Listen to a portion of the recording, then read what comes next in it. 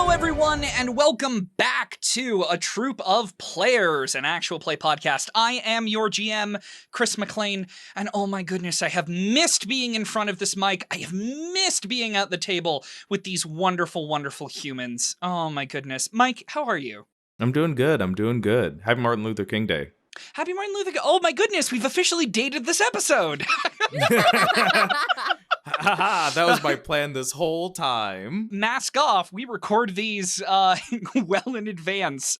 And as we were recording this one, our very first episode dropped last week. So we're all kinds of excited. Huzzah! Woo! Huzzah! So far, the response has been pretty great. Oh my goodness. Tati, how are you doing? I'm good. I'm doing well, yeah. Yeah? You excited to punch some goons? I am so excited to punch some goons. Always. Is there a day that goes by where you're not just like, oh man, just wish I had a goon face to punch right now? Every day I don't have a goon face to punch. I'm obsessed. Oh my goodness. Alex, how are you doing, sunshine? I'm great. Last day of 10 days in my apartment, so ready to get outside. Oh my goodness. Well, hopefully not soon, because we have a session recording. Yeah, after that, I'll go take a walk in the snow and then pretend that I'm a human. Perfect. It'll be everything we've ever wanted and more. Tyler, how are you, my friend? I'm awful. Oh. It's too hot in Florida. Buddy, I wish I could help you with that. I'm so sorry. It's terrible. I leave my apartment and I sweat profusely. Terrible thing. And you live in Florida. It's the worst. And I live in Florida. Apologies to all of our Florida listeners. No, I'm just kidding. I'm great. I'm great, man. Doing well. I'm glad. I'm really glad. Hi, honey. How are you? I'm great. I really, really hope that 75% of our listenership is in Florida.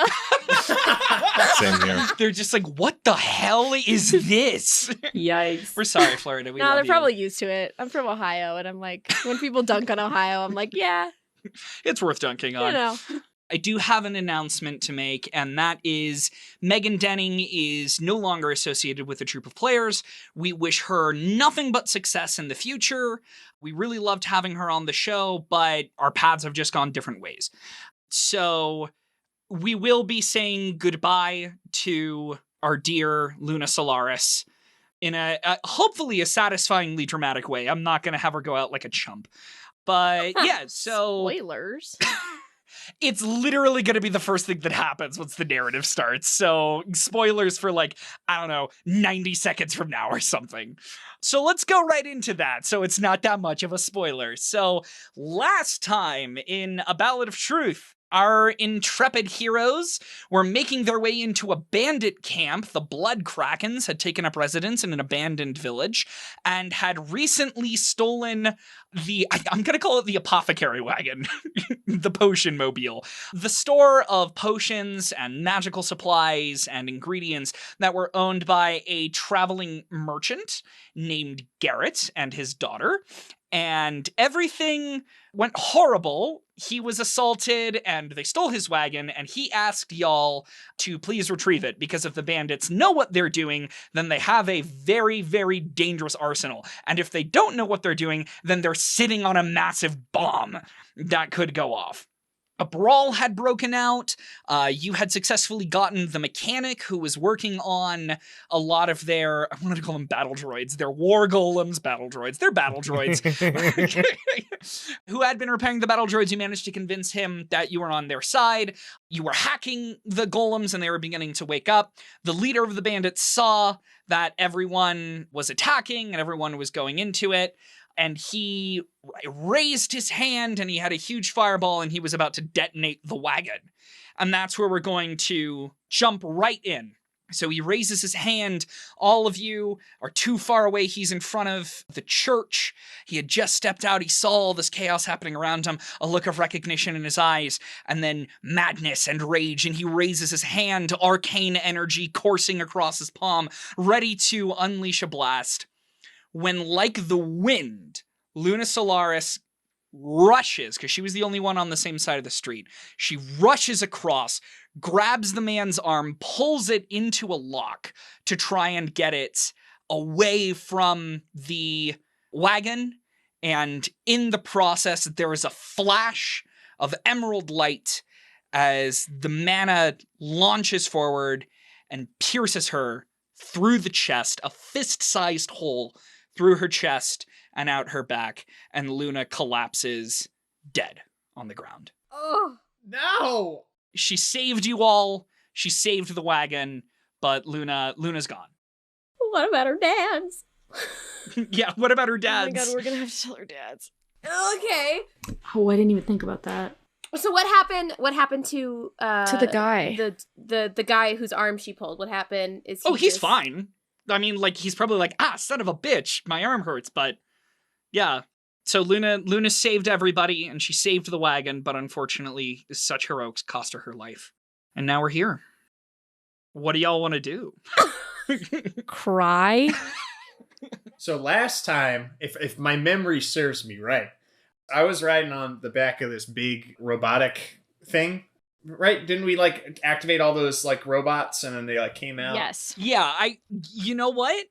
That's the case now. For those of you jumping off of episode 4 on to episode 5. I don't know if I just made that up or not, but I think that's what it was. You were No, I think you were working on hacking into one of them so that we could control all of them and make them fight the bandits. I remember. No, I think you're right. There was I like came one of out the. on the back of one and with a gun. Yes. And I was Mhm. popping the battle droids over and over and over again. Yes. Now I remember. Yes, you are correct. I guess when I see this, I'm like taken aback because Luna was my friend pretty much. She was a contact. I've known her a while. I guess I'm like have one of those super anime moments where I'm like, you bastard, and I'm going to draw my gun and I'm going to try to shoot him out of just pure rage. Oh, man. Okay, cool. So that's going to be a ranged light. The dice should be next to your gun. And you're within close range, so that's going to be against 1 purple. All dice have canceled out. So your shot goes wide. Here's how I'm going to say this, is your anime cry, while badass and a very thematically appropriate, did kind of give you away. You fired the gun and the guy was able to, like, dodge in time, and he looks at you and he's got this manic gleam in his eyes. So we should probably, you know what? No, I'm not going to roll for initiative. Travis, who goes after you? I'm going to say Gwen is going to go next Smart. because we could use some punches. Yes. There's a lot of chaos going around all over the place because of everybody colliding. So if you want to move closer to him, that is going to cost you maneuver. I'm not going to have you make an athletics check. I'm just going to say if you want to do it, you can, but that is a maneuver you're going to have to make. Okay. Yeah. I mean, I'm cool to charge. Why not? I mean, we're in the heat of. I mean, we are in combat, but not normal, right? Like it's sort of like a pre-combat, if you will. I mean, there's combat. There are golems that are killing dudes. This is definitely like a full-on skirmish. Also, I would have, if you make a heat of combat joke with your fire magic, I will let you add a blue die to your roll if you do heat of combat using fire magics. You can do whatever you want, but I will give that to you. No promises. All right. So yeah, I'm going to go ahead. I'm going to take that movement that you suggested, and I'm going to basically just charge full punchy. Gwen loves to be punchy and very impulsive. So she's just going to rush someone that, was really a good friend and was really helpful, just drop dead. So she's pissed. Yeah. But then again, it doesn't take a whole lot for her to get pissed. So she's extra pissed. And she is going to charge at him with her gauntlets. Mm-hmm. Fire indeed. Mm-hmm. Just full fiery. Great. So I'm going to go ahead and I'm going to roll. Should be brawl, I believe. And that's going to be against 2 purples. All right. There we go. Okay. That is 4 advantage. I'm going to say that's a success. Yeah. Okay. 4 advantage with nothing. I'm going to say that's a success. You hit him. Big nice. How much damage does your gauntlets do, your punchies? +3. +3. And your brawn is 4, I believe? Yes. Cool. So you hit him for 7. He does have a soak of 4, so he takes 3 damage. Okay. Perfect. All right. So right now he's at 10 health. He's at 10 health left. I'm the type of GM who will absolutely tell you how much health your bad guys have left. I appreciate that. So you hit him for realsies good? He definitely says owie. My favorite kind of guy. Oh man, it's gonna take so many mommy kisses to make that better. But nah, you hit him real good. Tati, who goes after you? I'm gonna say my captain. What's the wagon doing right now? Be in a wagon. It's hanging out. Just chilling there? It's just chilling. There are a couple of your golems that are gonna grab it, and they're gonna help, like, take it down the river, which was the original plan. I think Suri gets very quiet and very frustrated, and she doesn't show anger very well. So I think she gets really upset, and instead of engaging in battle, she decides to try and help others. So she wants to help direct the wagon to the river. Her new thing is to get to the wagon. Yeah, I'm gonna say you can do that for free. Because at this point, no one's really watching the wagon. At this point, there's so much chaos. I'm just going to say you successfully make it there. Okay, you said you're trying to direct, like to lead where this wagon is going. They're robots, and they've already been programmed to do what they need to do. So they're going to follow that out. So do you want to maybe, like, help pull the wagon? Yes. Okay. Yes, she wants to help. Like, she needs to get some frustration out by yanking on things really Absolutely. hard. Okay, make an athletics check for me. Okay.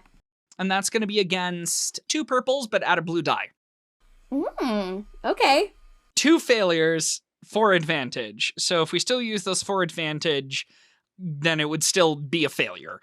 Because they would only cancel out one of those failures. So I'm going to translate that into the narrative as you're trying to help, but the robots don't know that you're trying to help. So there's a lot of like, get out of my, and then you like smack one, and then it falls down, and it's like, oh, okay, I guess I have to get back up now. Like, it just becomes like a comedy of errors for a bit, just a tangle of limbs. I think Suri's yelling the entire time, too.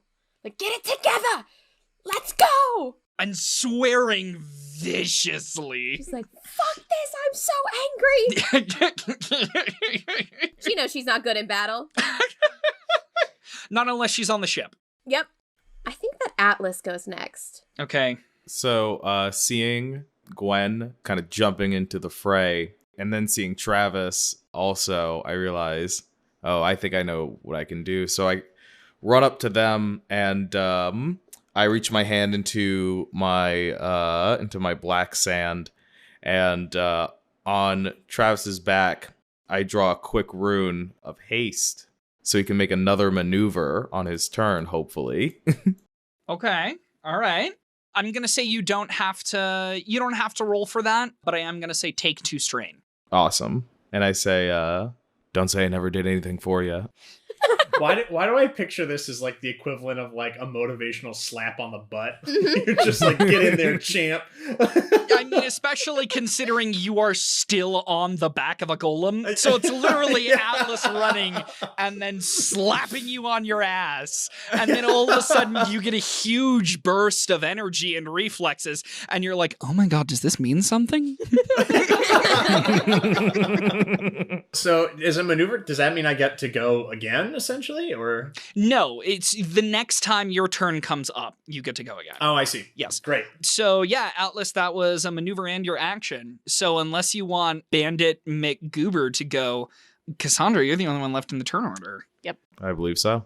Cassandra's shocked and pissed and lots of emotions and feelings. And she is going to attack the person who, is standing right next to that. Yeah. To the body of your to friend. the body of my friend, yeah. So this is the first act of violence you have ever committed. Ever. Ooh! Because like even during the brawl against the guards, you were not It's attacking defensive. people. Yeah. So wow. Okay. How do you want to do this? I'm gonna use my staff, Mm-hmm. my magical staff, because it's within medium range. Yeah, totally. And that will be 2 purples, because I get the range for free. Mhm. And then I'm gonna add impact, so gain the knockdown quality, Okay. and also gets disorient 2. Okay.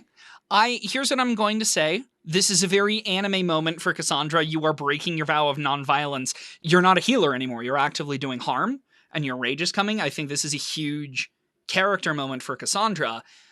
If you spend a story point, I'm going to give you the empowered effect for free. So the empowered effect, instead of dealing 4 as your base, you would deal 8. We got some story points to spare. You do. Let's do it, guys. Oh, man. Okay.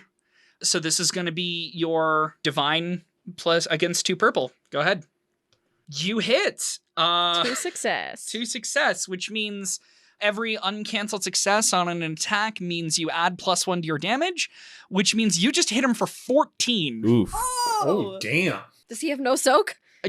So here's the thing. He has 3 soak and he had 10 health left. So you hit him for 11 damage. So he's dead. Oh my god. Yeah. So Cassandra, narrate this for me. I want you to narrate her casting this spell. Oh god, I can't breathe. Oh, sweetie. Cassandra. Fuck, guys. Wow. She just took a dude out. Okay. I was not expecting this. Sorry, just a second to compose myself. Do you want me to get started? Do you want me to kind of get started? No, I got this. is I got you. this. Is I your got moment. this. Okay, all right. Cassandra sees the gaping, smoldering hole through the chest and the back of her former companion, and her tattoos flow down her hands into her vice grip on her staff, and it glows, and in her rage she raises it up and brings it down a la Gandalf. And this shot of electric blue energy comes out, and as it passes forward, it's almost like a meteor where it's partially blue, but the tip is sort of white hot, and then there's little red of fire at the end, and it blasts through and hits this guy, smacks him square in the chest in the same spot that he took out our compatriot, and it reverberates through his body. And then he vibrates so hard he just sort of blows up. Holy shit. I love it. Yes, I've been waiting for this moment. And as this man detonates, for lack of a better word, from this sacred bolt of raw divine wrath, and as it hits him, Gwen, unfortunately, you do get some bad guy on you, because you're right there with the punchies. Honestly, worth it. So Worth it to see that. Yeah. What's up, Alex? I want Suri to jump on top of the wagon and scream at the top of her lungs, "That's my Red Robin right there!" Doesn't know why that came out of her mouth. She's never called her Red Robin, but she gets crazy and does bird puns. So as, Suri finishes saying that, there was like a cacophony, like thunder, right? As air was superheated and water, because there's a lot of that in the body, superheated and went everywhere. And there's silence for a bit, except for the golems, which are still moving around, and the rest of the bandits just scatter. Like, they're just gone. They run the hell out of there. Congratulations, gang. You won. Woo! And all it cost was Cassandra's principles. Oh, My favorite. When you put it like that, Healer of the world. now I feel guilty. It was her choice. Don't feel guilty. It was her choice. We're bad influences. Suriel's a proud mom. She's like, "That's my child right there." Gwen, you were committing war crimes by episode 2. You're a bit of a bad influence. True. Okay, yeah. So the fight's over. The golems are successfully moving the wagon. Everything's moving simply, and you're all around your fallen comrade. So upon seeing all this, I never really took Cassandra like seriously, especially because she's like a kid. Yeah. And I never really cared for the church, as they never really did much for me. And, I don't really agree with their stances on things at times. I just don't care for them, But this is the first time that I think I'm like, wow, like this is someone who is important and is, you know, like this is someone who I totally underestimated, and I understand why that she is someone of such importance. And I kind of feel like an idiot, but also like a little bit of pride. And I walk up to her in the silence, and I put my hand on your shoulder, and I'm like, wow, how are you feeling? Cassandra does not have the ability to speak at this point.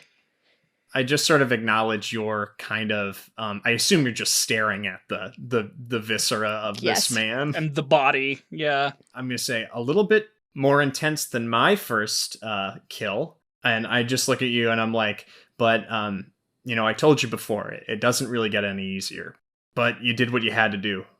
And that's what surviving is all about. And I like just sort of pat you on the back and I'm like, I'll have Atlas whip up a coffee when we get back to the ship. And then I just sort of go to examine the rest of the camp and the wagon. Cassandra nods slowly and just walks over and kind of sits down next to the body. Luna's body? Luna's body, yeah.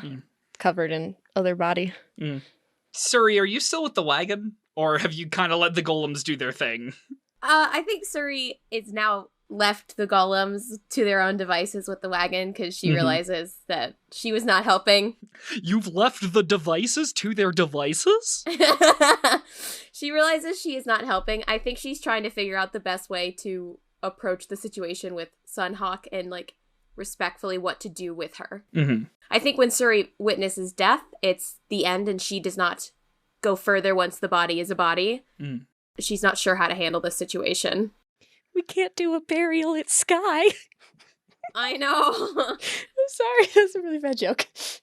What is Sunhawk wearing? Is she wearing any type of, like, clothing to cover her? Or is I can't remember her outfit. She was wearing, cloak, she wasn't going out with the cloak, but just kind of very form-fitting, like, rogue's clothes, so black, not a lot of, like, too many layers, very comfortable to move in. I think without a word, Suri just goes and picks up Sunhawk and puts her on the wagon to come back to the camp. I think she doesn't say anything. I think she has no words. I think she just picks her up and puts her on the wagon. And that's the extent of how she can handle this emotional trauma. I'm gonna jump in to help you. Thank you. Carefully, you know, moving the body. Yes. And I'm gonna say, we'll give her a proper burial on the ship. There's an old method that we used to use for fallen crew that I can arrange for her, assuming everyone is okay with that. And Suri just grunts because she goes, thank you. I just sort of like rest my hand on after we put Sunhawk's body down, I just sort of like rest my hand on her like forehead. And if her eyes are open, I'd like this cinematic moment of me like closing them. Yeah. You know, I look at everyone and I don't really have... I'm flustered and I don't really have the words to say. So I look at Cassandra and I'm like, look, this is all new to me and you're clearly someone who's very important. And I'm not really a religious man, but maybe you could say a few words. I can do that. She did not learn all she was supposed to in this lifetime. Her tutelage was cut brutally short. But we bless her passing, and we pray, O great teacher, bestower of all knowledge, that she will come into this world anew, ready and willing, and protected this time, so that her spirit may learn all it needs to know to rejoin with you in the end. Bless us, teacher. Let us learn all we must to be with you. Damn. Like, I don't mean to pierce that moment, but nice work. Travis starts clapping because he doesn't know what to do after a prayer. So I'm just like, here. And I realized that probably wasn't the best thing to do in that situation, so I immediately blush and I'm like, okay, well, okay. Probably wasn't appropriate. Gwen, Atlas, do y'all have anything to say? Because you're closer to Cass than these schmucks. Atlas offers everyone a cigarette.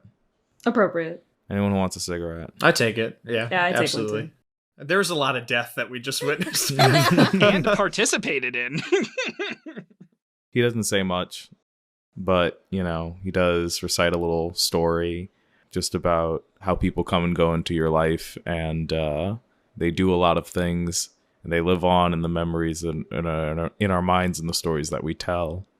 And so the hope is that we continue to remember Sunhawk through those stories and through those memories. Nice. Well said. Gwen is obviously very upset, but in this moment is a little bit more concerned about Cassandra. So she walks over to her, and even though, don't get me wrong, she's thrilled, absolutely thrilled that this has happened. Very proud that she's come to the dark side. She puts her arm around her and just gives her a hug. Silent hug. She knows this is really hard for her. And she just sort of wipes remaining bad guy juice away from Cassandra's hair and just looks in her eyes and gives her a very apologetic look that also says it's going to be okay. And she walks over to Sunhawk and she sort of doesn't know what to do. She doesn't know what's appropriate or what's respectful. So she just looks around at everyone and says, "Do you think her dads would want to see her like this? Or should we just tell them? What do we do with the body? I don't know what they believe." Like I said, there is a ritual that I have for fallen crew on the ship. I think they would like to be there for it. It's very tasteful, might I add. At least I think so. I think they would appreciate it, so I can take care of that for them. Suri puts a hand on Gwen's shoulder and goes, "I'm going to write them a letter. I feel like I should tell them. She was my crewmate, and it happened under my watch, so I should tell them." Good luck. All right. Is there anything anyone else would like to do in this scene? Suri would like to metaphorically punch something, but no. She punches the guy's ghost. Yeah, that was a really nice speech, y'all. Unfortunately, Ernie and Reggie can't be there for the For Realsies funeral. Oh, yeah, right. So I thought we were closer to the capital Coleman than we were. So I'm going to resend that. Just right, please. I looked at it. I'm like, Cap, you have to make this letter so good. Okay, like, please.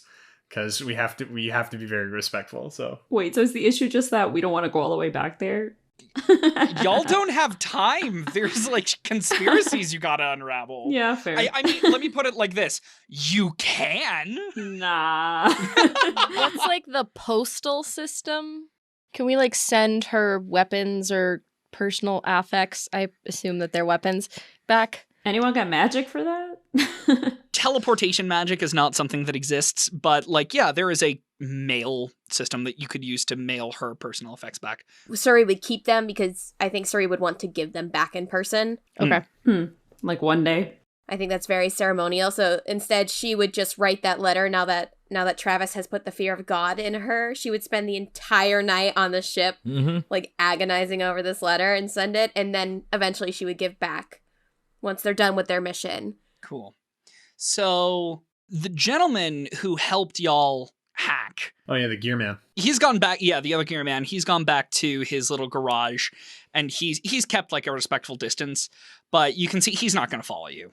Like he's still just he's gonna try and rebuild his stuff. I'm gonna go before we disembark, or before we embark back to the ship, I should say. I'm going to just check in on him. What was it? Do you remember his name? I don't think he had a name. I think we just grabbed him. He had a name. I have it. Hang on. I have it written somewhere. I'm almost certain. That's right. Travis doesn't remember. I don't remember. That's okay. It was the heat of the moment. I'm just gonna be like, "Hey, George." No, and I'm like, listen, you did good work. You did good work here. Keep it up. And whenever I cross another gear man in my travels, like, just know, like, and I like I like bump my chest twice. You guys do the secret gear man handshake that only gear men know. Like it's only gear men know it. I'm sorry. That's I haven't thought about that reference in a minute. I love that. I'm sorry. That was a reference to a previous game that Mike, Sharon, and I were all in. But anyways, yeah, you guys do the secret gear man handshake that only gear men know. And then he just kind of like gives you like a nod. Like he doesn't say anything. He just gives you a nod and he just starts working again. So this is his home. He's here and he's trying to fix his home. Is there anything anyone else would like to do in this scene? Okay. So, friends, I've got bad news. So it takes a while for you guys to finally get to... Oh, please, God, no. It takes you guys a little bit to finally get back to the Scarlet Wren. And she's moored, and everything's fine. And as you come through, she was in a clearing, and there were trees surrounding it. So as you come out from the trees, you notice the gangplank is extended down so people can walk down and up it. And there's a woman standing there. Mm-hmm. And she has Magitech cybernetics. Her arm is fully clockwork. She has a cybernetic eye that you can see. Various other scars have been patched up with cybernetics. And she's smiling.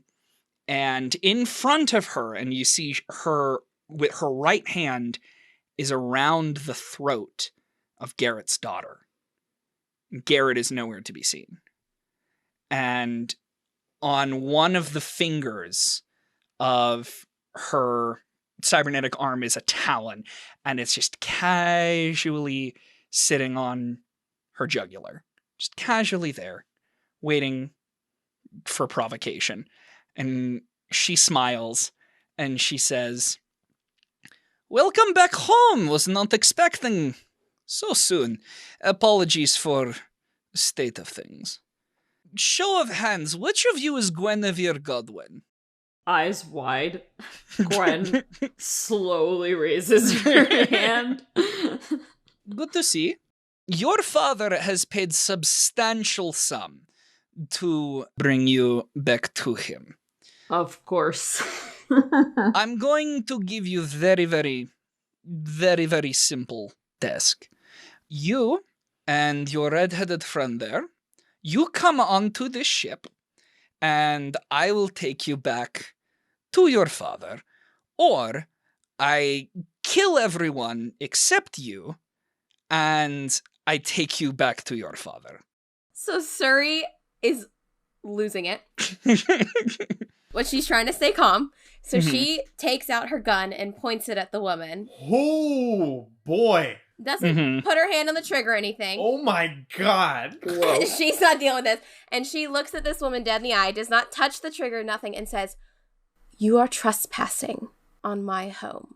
What gives you the right to make any accusations?" So as she's saying this, I immediately jump and pull her arm down. I'm like, "Captain, she has a hostage. Like, let's not be rash." And like when the gun goes up, you see she actually digs the talon into the girl's neck just a little bit. And you see a bead of blood trickling down her neck. And when she does, the girl's like, "Yeah, well, yeah." So Suri puts her gun away immediately and is pissed. So yeah, and I'm like, easy. Everyone be easy. Okay. And then I sort of nod to her to like continue her spiel, I guess. And she kind of looks at you and she goes, "No, that's it. Either she comes willingly or I kill you all." Oh. Oh, good. I was going to ask for clarification on the options there. I believe my terms are very clear. That silence is real silence. Yeah. That was that was not a dramatic silence. That was me, the player, just wide-eyed sitting in front of my computer. I'm gonna be like, okay, be cool. Everyone be cool. I'm like, first release the girl, and then we can talk. I would like, from a meta perspective, you do still have the super ass slap. So you do have haste on you. Oh, that's right. because that was not used in combat. So you do have the rune of speed on your ass. And she tilts her head and she goes, no, I don't like that plan. We do hostage exchange, yes? Gwen, you come halfway. I release girl. You come the rest of the way. No one has to die. And then, when I have Guinevere, speaker girl, you come, I take you both. Whoa.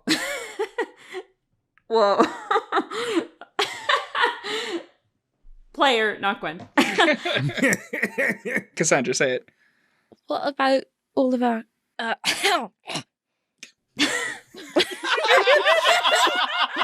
Can you tell I laugh when I get nervous? Yeah. we have belongings on the ship.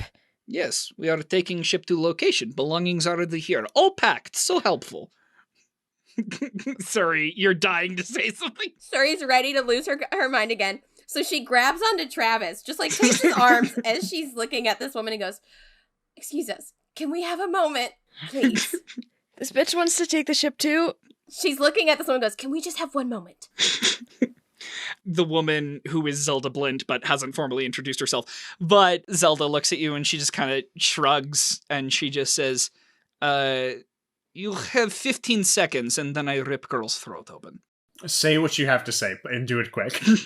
As soon as she says that, Suri goes, all right, fine. You can't captain the ship without a captain. What if we all come with you? No. Do I look stupid to you? Of course not. You can't turn on the Wren. Only I can captain the Wren. Sufficient will overpower yours. Make Wren my ship, in body and soul. Not problem. You'll be here by nightfall with the monsters anyway. Very little concern of yours once ship is over horizon. Why can't we all come? I see no reason. Time's up. Make choice. Gwen snaps out of her paralyzed state and says, how much did my father offer you? She looks at you, and she looks at you with the recognition of, oh, God, finally someone who knows how to actually negotiate. And she looks at you and she just says, enough for my rate to bring you in alive. I bet I can offer more. How much more of 250,000 zenith can you offer? Double. And she raises an eyebrow, and she thinks for a minute, and as she's thinking, she starts tapping her finger, like, absently on the girl's neck, and the girl's still like each time it pokes, and she's just kind of thinking absently.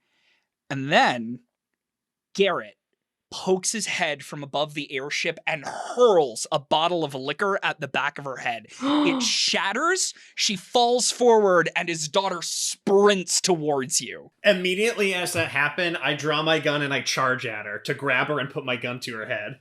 Zelda? Yeah. Okay. Make a brawl check. This is going to be a contested brawl check. I got ass rune. Add a blue because of your ass rune. Okay, blue and a brawl check? Yes. All right, against what? 2 reds and a purple. Oh my god. She's a badass. But she is disoriented. You know what? Yeah, okay, yeah. Let me make my case, Chris. Let me make my case, Sky Daddy. She just had a full bottle of alcohol thrown at her the back of her head. So I can confirm that does fuck you up. What's... Oh, Michael. Tyler, you were making the case as to why Blint should be disoriented. Yes. Bottle thrown. Crash, boom, ugh, shards, the smell of alcohol. Oh my god. Child running, Yeah, me all right. sprinting. The rune on your ass is glowing. Yeah, You're it's running giving like me a power. stallion. You know what? Here's what I'm going to say. I am going to say you're running like a steam train at her, and you're trying to do a brawl check to try and like get her like all bound. I don't want to use that word, but like Restrained. Just in a situation where we as a party are in power, Yeah. you know, through brute strength, as Yeah. opposed to her having the upper hand, you know what I mean? I do. I hear what you're saying. Okay, so yeah, so you're gonna make a brawl check, and because you're going at top speed, I'm gonna say you add 2 blue dice. One because you're a turbocharged ass man, and the other because she just got a bottle to the head. Nice. So yeah, and then you are going to be rolling against 3 reds and a purple. Wonderful. I lied. 4 reds and a purple, excuse me. Oh my god. Are you what? It gets worse. Hang on. I gotta make sure. Let me double check her stats. I'm not crazy. 3 reds and a perp. 3 reds and a perp. I was right the first time. God. You just threw that in to mess with me. No, she has 3 brawn, but she has 4 ranks in brawl. And I messed up my own rules, Lynch. All right. Okay. Listen. All right. That's Evans to you, sir. Okay, rolling. 2 threat. That could have gone so much worse. It could have gone so much worse. That could have gone so much worse. Honestly, not mad. I'm proud of you, man. I like that the 2 blue die were blank. Did nothing. Yeah.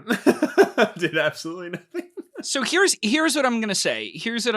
I'm going to spend the 2 threat to say an opponent may immediately perform 1 free move as an incidental in response to the active character's check. So what that translates to is you rush her. There is a very brief exchanging of blows, but then Blint basically is able to like shove you and then successfully move like a couple of hops back. And then she pulls a rifle that was slung on her back. She pulls it out and she loads a shell into the chamber and she points it at Suri. And when she does, you see her face transforms into the face of the sex worker that killed Pierce. And she looks at you and she smiles and she winks and she fires. Okay. Suri immediately. Well, we gotta find out how this roll works. Oh god, go ahead. I use bullet time. All right. Look, I feel really bad about this. No, you don't. I don't feel bad Look at your all. Look at your little smirk. Look at your, I feel so bad. I don't believe you. This. 2 success. Hey, Suri. Yeah. What's your soak?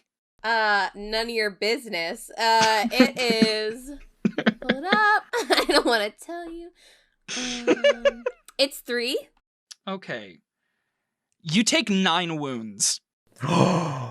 Dude, you got shot. With or without the soak? It's after soak. Okay, so I took 6. No. You take 9. You were taking. Oh, after soak, it's 9. Yes. Oh, okay. Hang on. I don't want to lie to you. 8. You take 8 damage. That's still horrible. So 12 minus 8. Damn, you got shot, Captain. So tell me what happens, Chris, or do I tell you? No. I'm gonna tell you what happens. So her face is that of the sex worker that killed Pierce. She winks at you, and crack goes the rifle. And Suri's been shot before. Yes. Like, this is not her first bullet, but it does nail her, like, right under the rib. Oh. Yeah, so, like, right on her, like, so it's a not comfy for realsies bad rifle round. And I am going to say, because it was my turn, so I get to decide who goes next. Gwen, you're up. Thank God. No, thanks, Sky Daddy. Gwen is panicking. Her worst fear has come alive. Her father causing people she cares about to get hurt. So she runs up to her. And this is what she's trying to do anyway. She runs up in full panic and rage and puts her gauntlet hand directly onto Zelda's face and tries to electrically shock the shit out of her head, just like absolutely beside herself that her captain got shot. Wow. Because of her dad is looking for her, which is so annoying. Okay, so this is a brawl check. So go ahead and subtract the 2 strain to deal the lightning damage, and I think for effect for our purposes on the magic calculator, that is... It is lightning. Okay, so yeah. Just add the lightning to the attack, yeah. Did I do it? Oh, yeah. 2 successes and an advantage. All right. Ooh. You use Arcana for your magic? Yes. Okay, so you hit her for 6. She has a soak of 3, so she takes 3. And only the 1 advantage. No, but you did successfully hit her with electricity, and she is very much machine and woman. So I'm going to say you do an additional 2 damage, and the stun effect is going to go in for free. So you lunge, you grab her head. I'm thinking very much like Scar from Full Metal Alchemist is very much the visual in my head. That was exactly the vibe. Yeah. Thank you. You grab, and then the lightning Yes. goes into her, and she lets out a horrible scream. Just an awful scream, but she's still a pro. And so you do that, and she kind of rolls backwards, grabbing you, and kind of like Nala in The Lion King, just throws you off of her. And then she kind of scrambles up, and you look up and you see her fake eye, which was kind of like a violet, like a light violet, not unlike the eyes of the man with the violet eyes. Like a similar shade. They are unrelated, but in your head you're an adversary. Yeah. It is now blackened, like from an electricity burn. Yeah. And her eyebrow on that side of her face is totally singed off. Oh, I love that for me. My heart, Gwen's heart starts racing at the sight of her eyes, and just says, "I am never going home." Blint snarls, and she says, "That choice is no longer yours to make." Gwen's gonna look back at her teacher and sort of with a begging look in her eyes to help her. In all this commotion, Atlas has reached into their bag and they pull out a pair of white gloves. Speaking of Full Metal Alchemist. Pulls out a pair of white gloves, and then on the back of his white gloves, he quickly paints a couple runes on the back and starts running a bit of the ways. And as he gets there, he looks over to the direction of Zelda Blint and lets out a snap of his fingers. Yes! Igniting the lightning runes on the back of his, gloves. I hate and love you. Love it. Here's what I'm going to say. What's the dealio?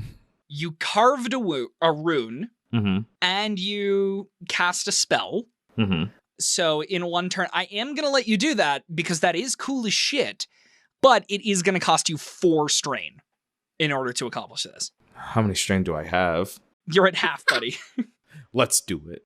You know what? No, it would have been considered a full rest, so everybody should be back up to full strain after that last combat encounter. So only strain you have spent since fighting Zelda Blint has gone into it. So Gwen, that would have been the 2 from you for the lightning, and Atlas, this would have been the 4 from you. Because this would have been considered a rest, so you guys get your strain back. I'm playing fast and loose, okay? This is a hard boss all fight. Strain, all strain. It feels... Not wounds, strain. Just strain, okay. Yeah.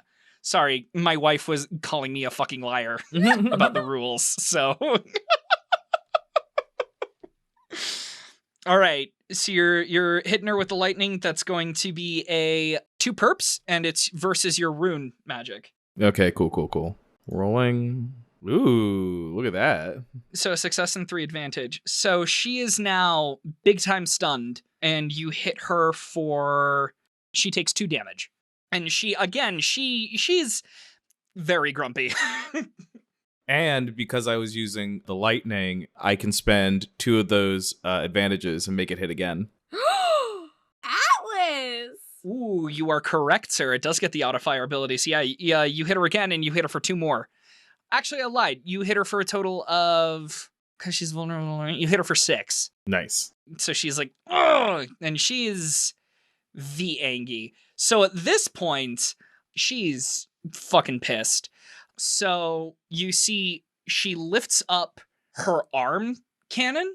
Like her cybernetic arm transforms into an arm cannon. And she levels it at... Really, she's just kind of aiming wildly. Normally, she would be using her eye to help her out, but she snarls and she points it at Gwen. At this point, she's pissed.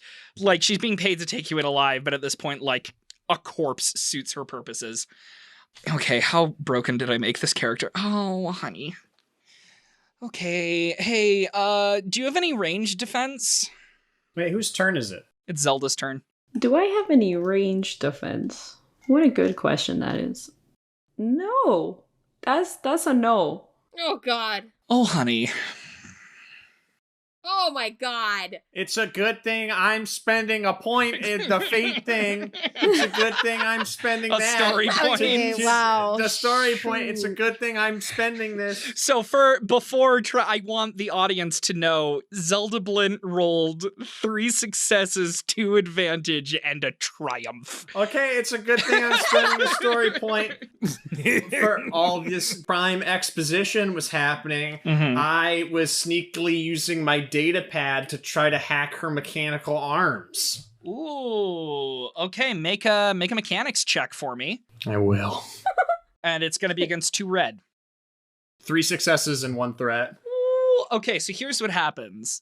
She pulls out the cannon, she points it right at you, Gwen, just rage and seething hate in her eye. It charges up in like a teal energy cannon. You've seen a Kamehameha charge up. Yes, I have. And it's about to fire, and then Travis, looking, whips out his, I want to call it a data pad. It's not a data pad, but it's a data pad. It's like a magic data pad, yeah. Yeah, I'll come up with a better name for it later, but And with a wink of my eye back and a at tap her. of my nose. You hacked her arm, and into the air it goes.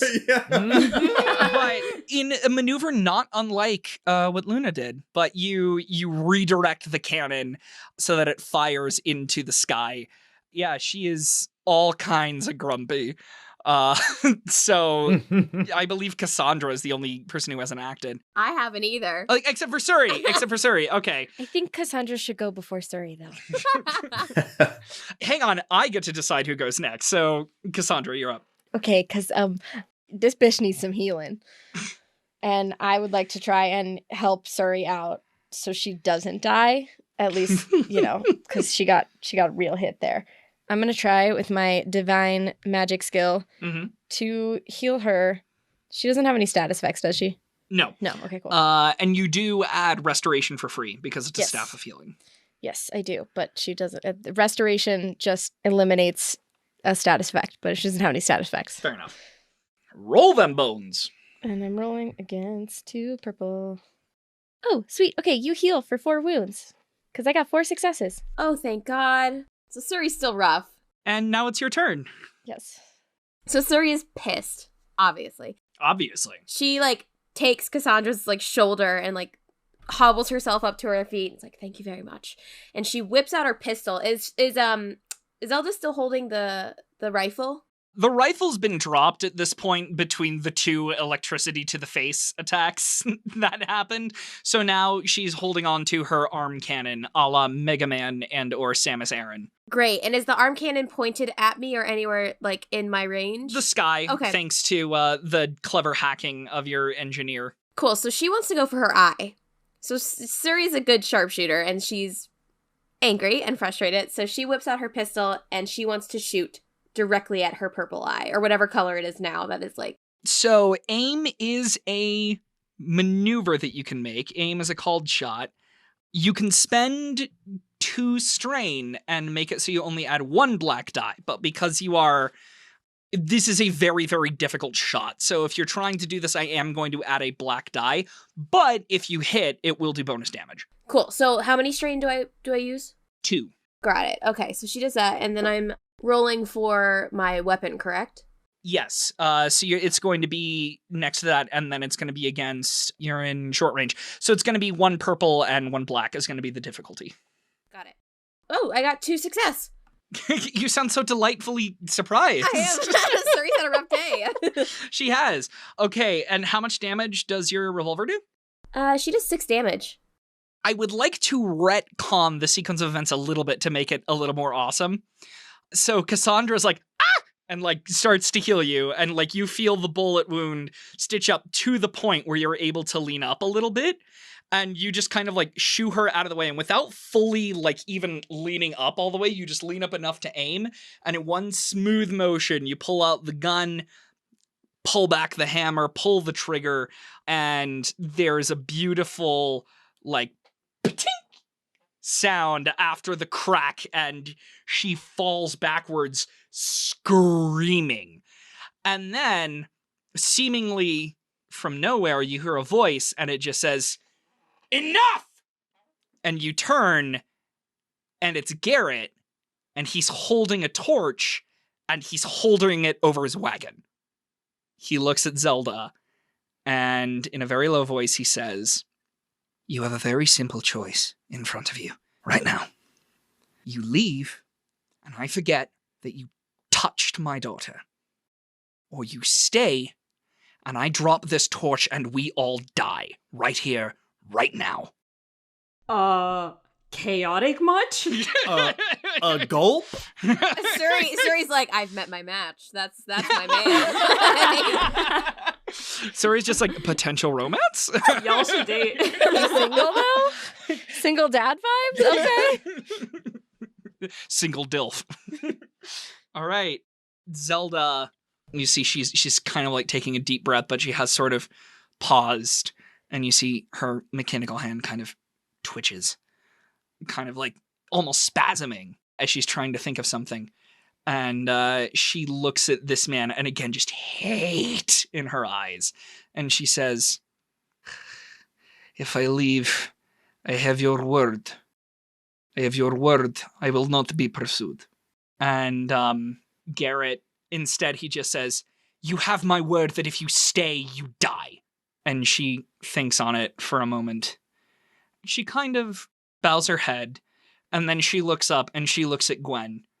And you see there's almost a determination, and she gives you a small smile, and she just says, "Be seeing you, Godwin." And then in a shimmer of magical energy, she's gone, just invisible. And then after a couple of moments, you hear some branches breaking and some bushes moving, and she's departed. I immediately run over to Suri, and I start taking out all my like medical supplies that I would have in like my pouches, and I just sort of start dressing her wound, like no hesitation. Gwen runs over and just starts apologizing profusely. "I'm so sorry. I'm so sorry. This is all my fault. I'm so sorry. I didn't think they'd find me here, and they found all of us together, and now you're all in danger. I'm so sorry." Suri like grabs onto her while she's sitting there as Travis is doing. She's like, "We signed up for this. We knew it would get bad. I didn't know it would get this bad this fast, but we knew it would get bad." I'm like, did we? Did we really? I look at Travis. I'm like, "Shh, shh." We will figure it out. Right now, we need to figure out what's going on with Garrett, though.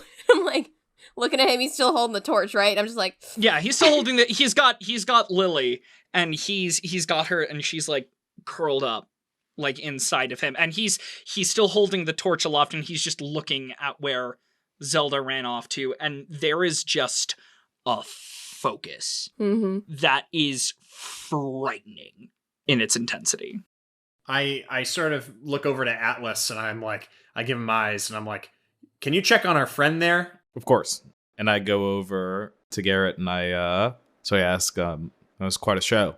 He takes a second, takes a breath, and he says, "Frankly, of my options, I found that to be the least drastic. My other option was to man the ship's guns." I'm pretty sure if you did that, Zelda Blint might be dead, but you sure would be too. And he raises an eyebrow, and he says, "That was Zelda Blint." You definitely passed a knowledge underworld check, and you knew who she was. Atlas has been around. He knows shit. Don't worry about it, Mike. Oh, fuck. Brain blast. Yeah. How's Lily? "Aw." She's muffled, kind of in close, and you just hear her say, just like, "I'm fine." Aw. Just like against her dad's like chest. And Garrett sets down the torch and he like holds her close, just like so tight, holding her, and he starts stroking the back of her head. And I say, I'm so sorry that we brought you into this. He gives out a little smile, but he doesn't look at you, and he says, well, maybe I dragged you into it. Oh, no. just like referencing the wagon. Oh, yeah. I was about to say, like, he's into this. Like, he likes this. I laugh at that joke. Mm-hmm. And I say, already been a very exciting few days for you already. I hope you don't lead too much of a boring life after we depart. He kind of gives you a knowing smile, and he says, in these times, I don't think anyone lives normal or boring. You can say that again. Topical! Wah, wah, wah, wah, wah, wah, wah, wah. 2022, baby. Oh, the worst.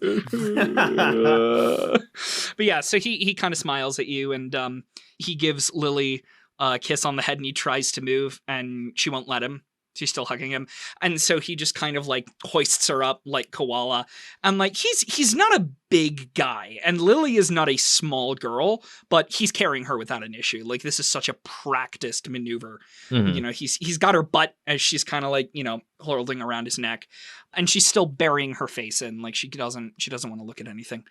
He looks over at the wagon and he reaches on the underside, kind of near one of the wheels.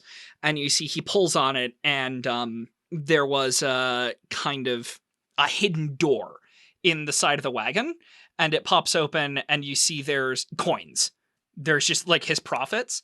And he goes up to Suri, and he says, our original bargain was simply for me to restore your alchemical and medical supplies, which I will still adhere to, but for the trouble, and he kind of looks over at Luna, whose body was still on the wagon. He was going to blow her up too. Oh, no. But looking at that, and he just goes, please accept my profit as well as recompense.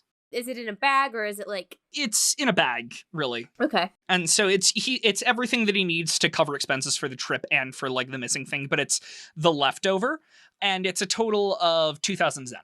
So Suri reaches in, she like looks at it, she's sitting on the ground, and she kind of like takes a moment, and then she reaches in and takes out half. And she goes, for your troubles, and gives him back the half. And then she looks at Lily and goes, do you still have my telescope? Garrett doesn't even move towards the money. Great. I reach out my hand and I grab the other half. Thank you very much. And then Lily, you see, it's honestly kind of adorable, but she like peeks up at you with her big eyes, and she sees you and she kind of like nods a little bit, and she reaches into like some of the folds of her dress and she pulls out the telescope, and she says, I'm really sorry, I fell, and one of the lenses, like the one closer on the eyepiece, is cracked, but she gives it back to you and she's like, I'm really sorry. Suri shakes her hand and goes, you're the captain of your own wagon. That's yours now. I don't need it anymore. And just like pushes it back to her.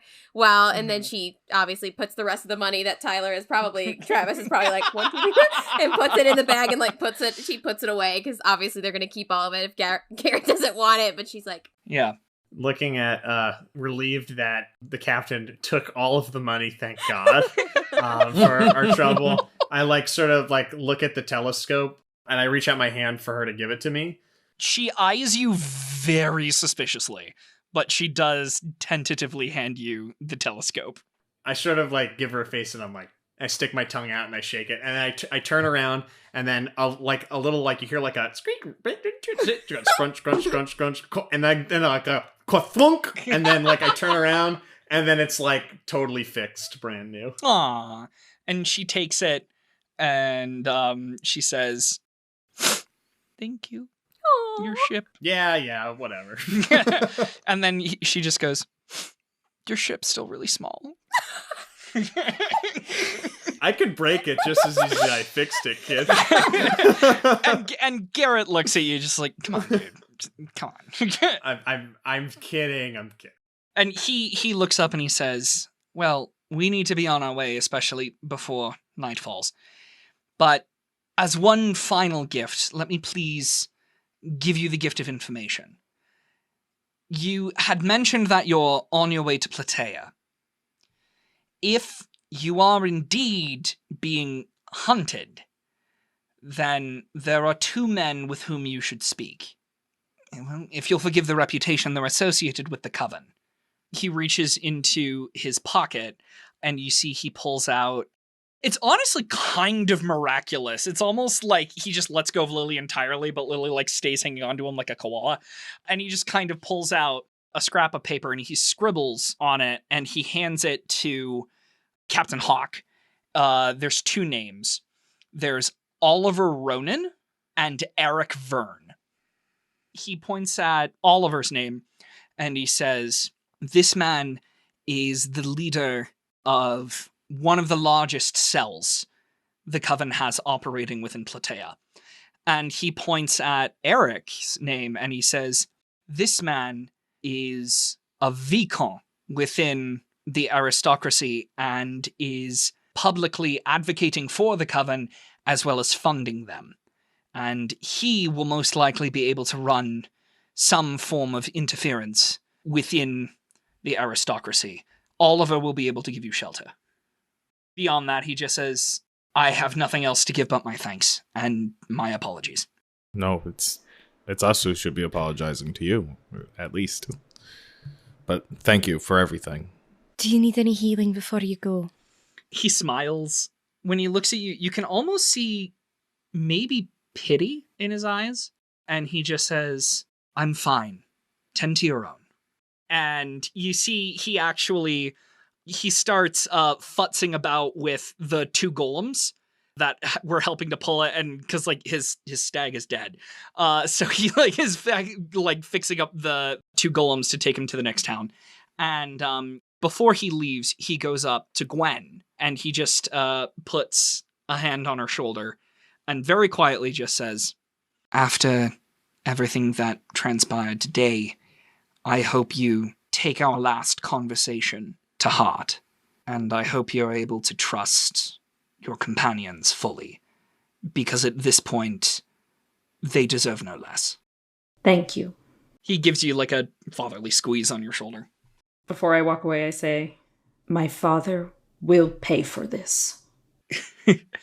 He kind of gives you a smile, and in the same way his glance towards Cassandra was almost pitying, his glance towards you is like, yeah, okay, champ. We are kids. Yeah, but he kind of smiles and he just says, of that, I've no doubt. He hitches up the robots and he and Lily start heading towards the next town, which is he'll be able to get there before nightfall, so he's safe. Someone needs to grab Sunhawk. No, Sunhawk's been taken care of. Okay, like he's great. not just like I've got her corpse. Bye. Like that's not the situation right now. And off they ride. It's what she would have wanted. Guys, did anybody else just think of that scene in The Emperor's New Groove where he's a llama and he's on the back of the cart? Oh, in the cart, yeah. And Kronk is trying to get his body. I can safely say, no, I did not think of this. Same. Garrett is just like, what is this on my wagon? And then like Luna's zombie going like, no touchy. Oh my god, that's terrible. As we like are getting our shit together, I sort of like motion to Atlas and Cassandra to sort of like grab Sunhawk, and I take Suri like over, my arm and like sort of start walking her to the ship. And I shoot Gwen a glance. Because, like, I also didn't take Gwen very seriously because I'm like, oh, it's fucking a rich fucking girl, like, whatever, teen angst, this motherfucker. And then I'm like, hey, you run from home? Something like that. Nice. Gwen blushes. Oh man, the shipping energy is real this episode. Oh my goodness. Love it. You guys make it onto the ship, like the shroud is up. I would like to do some things and they involve healing your asses. Yeah, I'm just gonna say roll for it and I'll narrate. So I'm gonna do a medicine check so that I don't have to use strain. Suri's just kissing the ship. She's like, thank God. I miss you, baby. I'm sorry she touched you. Careful, Captain. Careful, Captain. Your bullet wound. Easy. Like, that is closed, but it is... Ew, yeah. That's closed, but only barely. Yeah. It is hanging on by a thread, so to speak. Okay, so Atlas, since your wounds are half or less of your wound threshold, since you're 6 out of 11, just barely. It's only off of 1 purple. Okay, so 2 successes and 1 advantage. So you heal 2 wound. Awesome. And I believe 1 strain, which you're going to heal all your strain in a second because we're going to bed anyway. But We don't have to... You can just do these in bulk, and we'll go to it in a second. Would you like to go through Luna's funeral, the funeral proper? Yeah, That's a good way to end it, I think. Yeah, I would agree. I think that sounds great. But also, Suri, you just healed for 4. Thank you. I'm back to normal. So I sort of like gather everybody to the deck of the ship, and like we have, you know, the bodies kind of wrapped in like a specific special garment. Like I'd like to think of it as like almost like a sheer kind of purple, like, you know, wrap. And she's on like a little stretcher thing that I can carry her down by myself. And I just say, I want you all to stay here on the deck while the captain takes her up. And we start to fly to our next destination. Just keep your eye to the sky. And if you have any thoughts or, you know, about Sunhawk, our time with her and her life, now would be the time to reflect. And I just sort of say, I know we said our words already, but just take your time. And then I slowly start to bring her down to the ship, and I start to prep the furnace, and I heat the furnace, and like as soon as it starts to, you know, get hot enough and the ship takes off, and we start traveling to our next destination, I slowly load her body into the furnace, and then out through the big billows, I guess I could call them, of like the ship, little sparks that are like purplish, almost like fireflies, just start to like come out one by one as they travel just through the back of the ship as we're flying, and they streak in the sky. Beautiful. That's awesome. All right. Does anyone have anything else they'd like to do in this scene? Because I have our cliffhanger all prepared. Oh, God. Cliffhanger. I couldn't just leave you with a happy thing. It's me. So this is all happening. And meanwhile, back in the Clockwork City, the capital city of the Republic of Coleman, Caroline Dunlap, CD of the infamous letters, is sitting writing, and again, her almost reptilian eyes so cold, carved from stone almost, writing things out. And again, Henry Magason busts through her door and is just like, Blint failed! And Caroline just kind of sets down her pen and folds her, kind of steeples her fingers, and is just, did you honestly expect her to succeed?